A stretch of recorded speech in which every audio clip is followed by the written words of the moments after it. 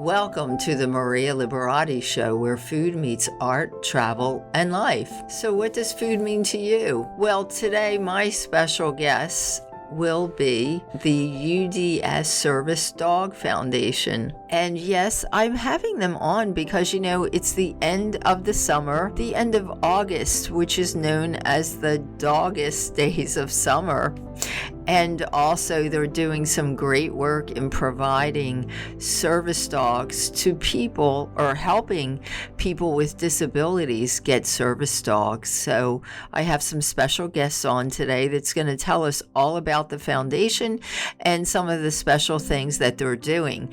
And I feel like I should be giving a recipe for a special dog treat, and this is my dog Sweetie Bear's favorite treat, and it's great for the end of the summer. It keeps them cool, it's healthy, and if your dog loves peanut butter, which most do, your dog will love this snack. So all you're going to do is get a quarter of a cucumber, maybe even just 3 slices of a cucumber, and chop the slices up, drizzle some peanut butter on top, and sprinkle some unsweetened coconut on that. And your dog will love that snack. The cucumber does make them cool, so it's a cooling snack for the summer for them, and as mentioned, it's healthy. So stay with me for this great interview with an organization doing great things, the UDS Service Dog Foundation.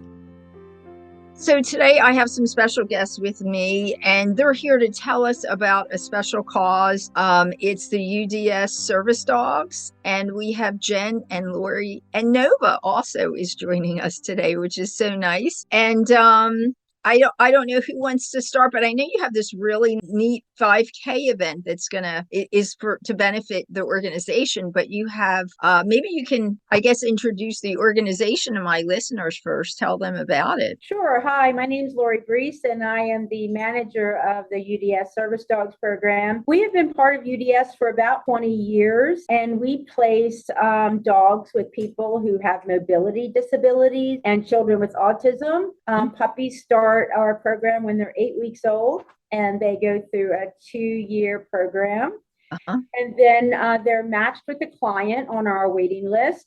So it could be somebody that might have muscular dystrophy or multiple sclerosis, or have problems, walking, or just having challenges with their mobility. And if the dog doesn't work for them, we have children with autism. And then we also have many schools in York and Lancaster counties on our waiting list for facility dogs. Wow. So is there like a special breed? Nova looks like, is that a Labrador Retriever? Are there like only breeds that work out better with this program, or almost any breed? Actually, that's a good question. And 99% of the time, we keep coming back to Labrador Retrievers because they love to work and they're very food motivated. Oh, okay. A dog, that works for treats is going to work really hard. So Yes. We have used other breeds. We have Labradoodles, we have Golden Doodles, Doodles. We've used in the past Great Danes. We've tried Boxers. We just keep coming back to Labs because it is a tried and true breed for this type of work. And a large majority of service dog organizations do always try to use Labs. Okay. So I know you have this 5K event coming up. It's virtual, right? Yes. Can you tell us about, I guess we'll start talking about that so people know they can participate in that. What's that? Tell us a little bit about that event. This is actually our 4th year going virtual with our 5K. We had done it before in live with a wonderful, beautiful group of people running at one of the local colleges. And I like to say we were a little bit ahead of the curve as far as COVID goes, because we started our V5Ks in 2018. So, oh, wow. Yes. Yeah, that was way ahead because everybody was kind of starting it in the last 2 years. Yes. So how does that work? I'm trying to figure a 5K. What do people like participate on their own? Is that how that? I love our V5K is a little bit different only because we have participants that are also disabled that need to participate as well. So really encourage our participants to think outside of the box as far as how do they want to complete their virtual 5K. Do they want to run? You don't have to be a runner to participate in RV 5K, which is wonderful. You can walk, you can hike, you can bike. We had a team actually participate in a Surrey ride, and they went up and down the boardwalk. We also, or you can pick your favorite type of gym equipment. Do you like to go on your elliptical or a treadmill? We also have opportunities for people to do if they like to row. I've done the 10,000 meters on my rower before instead of running. And then we've also had other people kayak. So really, it's wonderful that you get to choose when you want to do your 5K. It starts September 1st and then Thanksgiving Day. You get to choose when you want to do it within that time frame. You want to do it. Run, walk, hike, bike, row, kayak, skateboard, pogo stick, however you want to do it, it is up to you. Well, that's great. That's great because almost anybody can do that. That's great. It doesn't really, it's not like you have to be at one place one time of the day on one date. You can participate whenever you want to. So tell us, I know we were talking a little bit before. I wanted to find out, I want my listeners to find out, I think it's such a wonderful organization. I have a little terrier and she's like my heart and soul. I don't know what I would do without her, but so I know, it's kind of a cause near and dear to my heart. And I know people with disabilities, and I've always thought to tell them that they should have a pup. I could see how it would help them. But so I wanted people to definitely find out more about the organization. So one thing I was going to ask you, you have something about the Pups in Prison program. Is that correct? What's that? What program, what type of program is that? We're very proud of this program. In 2014, the unit manager at that time at SCI Pine Grove in Indiana, Pennsylvania, was looking for a service dog organization to partner with so that inmate handlers could raise puppies to help an organization. And we'd never done anything like that. It wasn't a new concept. It had been done many times all over the country. However, it was very new for us. And I think it was probably life-changing for our program because it made such a huge difference. Right. So we partnered with SCI Pine Grove and we took over our first 4 pups in 2015. And for the last 7 years, we have been with 3 prisons. We're currently with 1, SCI Holtsdale in Clearfield County, Pennsylvania. And they named their program Rough, which is relying upon furry friends. Each prison can name their own program. And it's phenomenal. It's such an excellent program where we send puppies that are around 4 months old, and they spend approximately 8 months in prison with carefully selected inmate handlers. They live in the cell with the guys and they're with them 24/7. And the guys train the puppies. And how that all came to be is that the staff from the prison came to Lancaster for a 2-week training, like a train the trainer. And then they went back and worked with the inmate handlers. And it's a program that touches our heart. It's truly win-win, and it's changing the life on the other side of that iron fence. And I can just imagine having companions. You're providing companionship, and it's a special type of companion. So I think that's definitely wonderful program. And then I know we were talking about how the pups help, I guess, in the classroom. How does that work out? You want to talk about that, Jen? I love our facility dogs. Honestly, if I had a dog while I was in school, I would have enjoyed school a lot more than what I did. So our facility dogs go through the same type of training as what our service dogs do. For whatever reason, we can't place them as an active working service dog. They might be very, very strong in their skills, but their work drive might be in neutral. Or they might like to cuddle more. So it makes them perfect for facility work where they're assigned to a team of people within their building. And then they have a main handler as well. They get to visit the different classrooms. A lot of our schools now that have special needs classrooms and the emotional support classrooms as well our dogs go in there and they provide furry assistance for these kids that might be having just a rough day. I need a little bit of therapy time is what we like to call it. Yes, yeah. Oh, that's wonderful. I could just see how I mean, really, really help kids, definitely. And then I saw something about helping with if a child has autism, how the dogs help. How does that work? Well, a lot of times with children with autism, one of the biggest benefits of having a service dog is deep pressure therapy, Uh-huh. similar to how a person might feel using a weighted blanket, but you Uh-huh. can't take a weighted blanket with you out in public. Yes. So a dog will, it can be, getting on top of a child's body, full body, Hmm. across their lap, laying across their feet.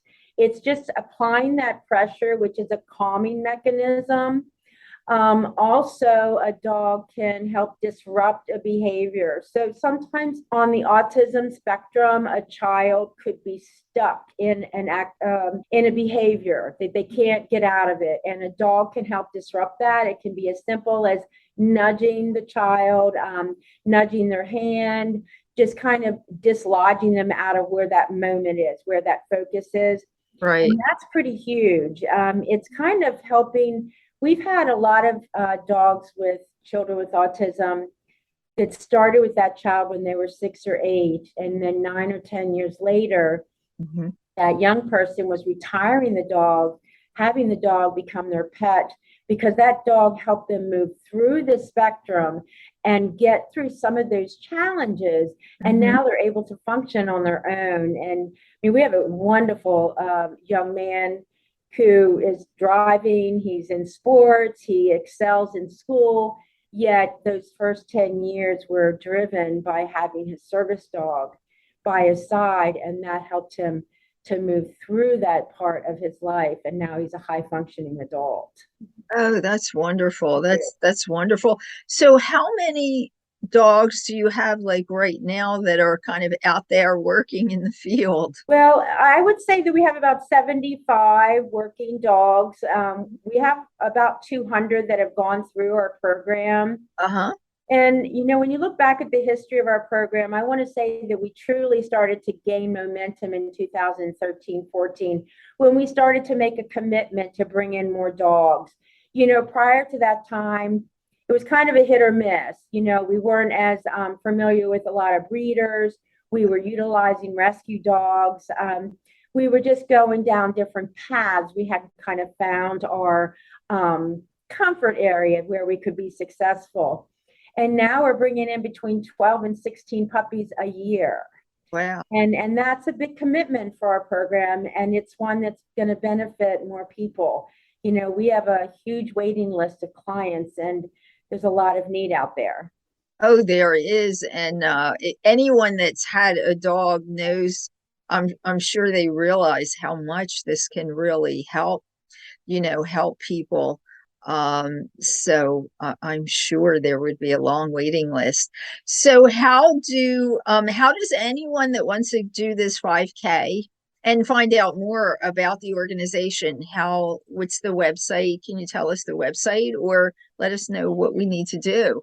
Yes, you can go right onto our main website, which is Hmm. www.udservices.org. Uh-huh. And then it is /events or V5K. Okay. Okay. There's also a tab right on the main frame where you can click under services, Uh-huh. pull up service dogs, and then it'll have events there for you as well.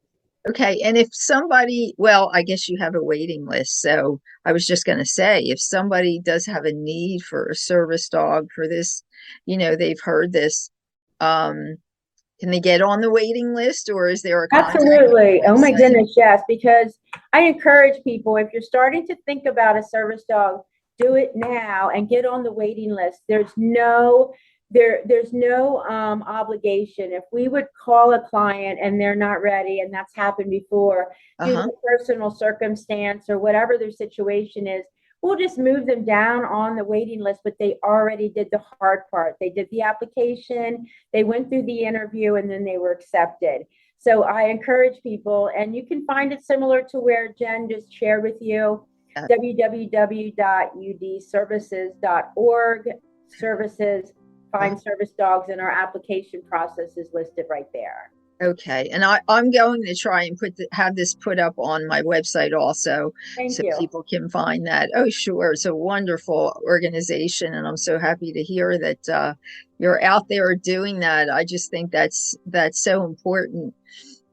Service dogs are a really, really important part. It's something that I think it's just so simple that people don't realize, dogs can be really useful companions, and especially help. Nova, I was boring you, I guess. Now we're interesting, right? Yes. Well, like I mentioned, food motivation. Oh, yes, that's right. I know mine does the same. Treats snuck over here. I'm kind of only teasing, but yes, I know. I know. That's how, mine does the same thing. I know exactly. Mm-hmm. So it's wonderful. And definitely keep up the great work. And thank you so much for being here. And hopefully we'll hear a lot of success from your 5K event, and much success in the future. And any other events, please keep us posted. And we'll definitely share with the audience or have you back on again. Thank you very much. It's a pleasure to meet you and be here. We appreciate it. Thank you. Thanks for listening to the Maria Liberati Show. And thanks as always to my producer, Britton Roselle, and my special guests from the UDS Service Dog Foundation. And if you are looking for a service dog, you should reach out and contact them. And if you have any other special dog treat type healthy recipes to share, please let us know. You can share them by hashtagging the Maria Liberati Show. Share it on social media. You can also share it on the comments of the MariaLiberatiShow.com, our YouTube channel, the Maria Liberati Show, as well. And share some pictures also if you'd like to share a picture of a special doggy treat, or maybe you have a special fur baby that likes a treat, and you can share a photo of your fur baby enjoying your special treat with a recipe. And again, if you share it with a hashtag, the Maria Liberati Show, we'll try to pick up the photos and share that on the website, the MariaLiberatishow.com. And as always, you can find me on MariaLiberati.com, on Instagram at Maria Liberati, on Facebook at Chef Maria Liberati, on Twitter at Maria Liberati, on Pinterest at Maria Liberati, on Vimeo at Maria Liberati, The Basic Art of Italian Cooking by Maria Liberati channel on Roku, my new TV series on eatthis.tv. It's called The Basic Art of Italian Cooking by Maria Liberati, and my Gourmand World Award-winning book series, The Basic Art of Italian Cooking by Maria Liberati. You can find the book series at MariaLiberati.com and on artoflivingprimamedia.com. That's the publisher's website, or Amazon.com, or really anywhere books are sold. And until next time, peace, love, and pasta.